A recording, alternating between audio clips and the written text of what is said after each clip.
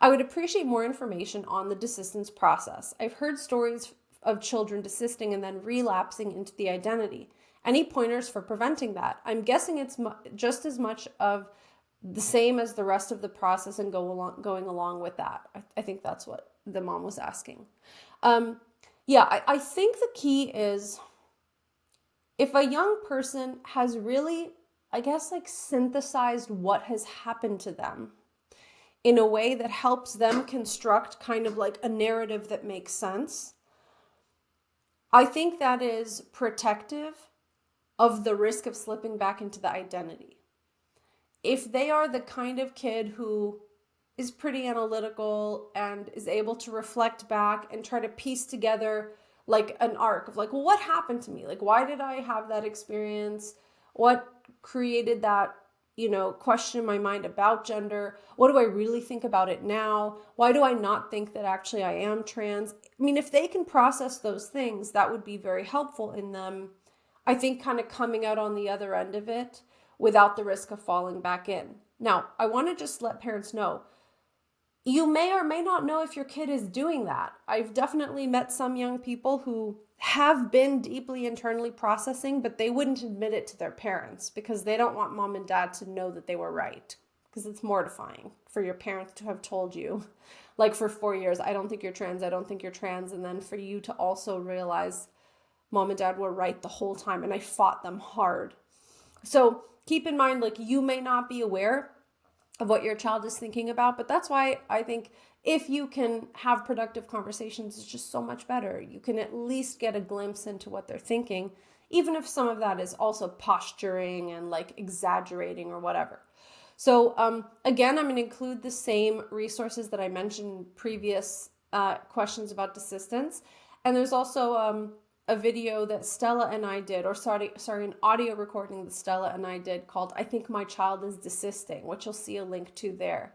We also have a podcast episode about desistance, or a couple of them, so please look for those.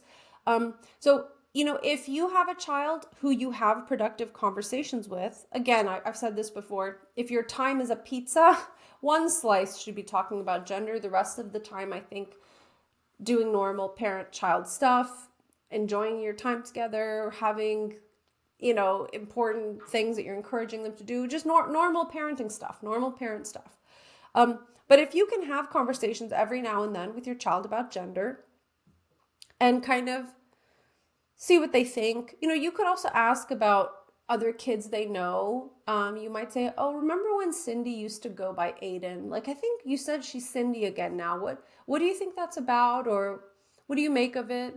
And another thing I'd like to just add here, which I forgot to mention before, one of the really hard things about being a young person in this climate is that even desisters and detransitioners are treated so poorly.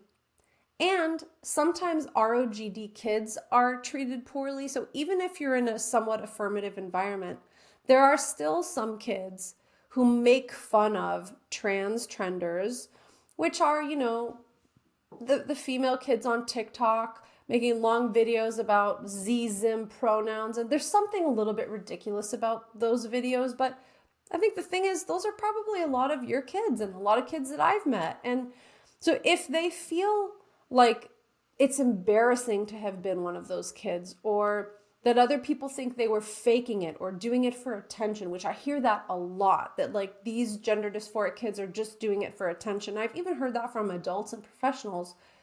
It's not that there isn't any truth to that, but if you think about, as a young person, they're just doing the best with what they've got. I mean, these are kids who, for a lot of reasons, including neurodivergent issues and neurodevelopmental issues and depression and anxiety and all these things, they are dealing with really complicated backstories. So they're doing the best with what they've got.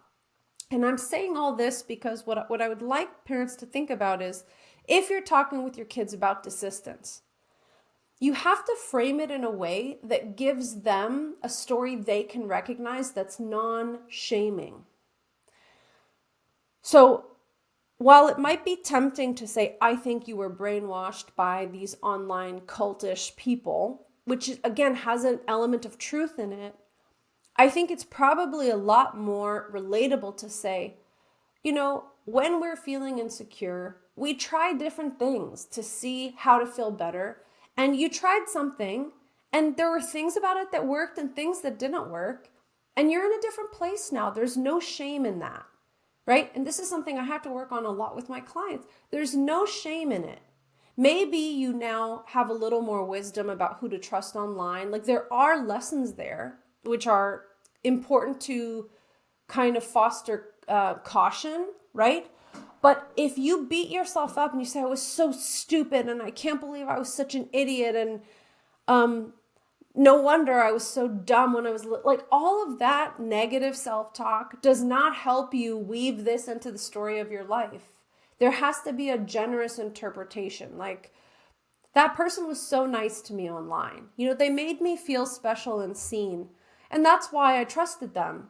And I would now know that you actually have to be really careful. You should only really trust people you know in real life and people who want the best for you. But at the time, I trusted that person because I was so lonely, right? You see how that's different from I was really stupid and a predator on the internet tricked me. So I hope that makes sense of like creating a story that is relatable and actually compassionate to yourself so that you can move beyond it.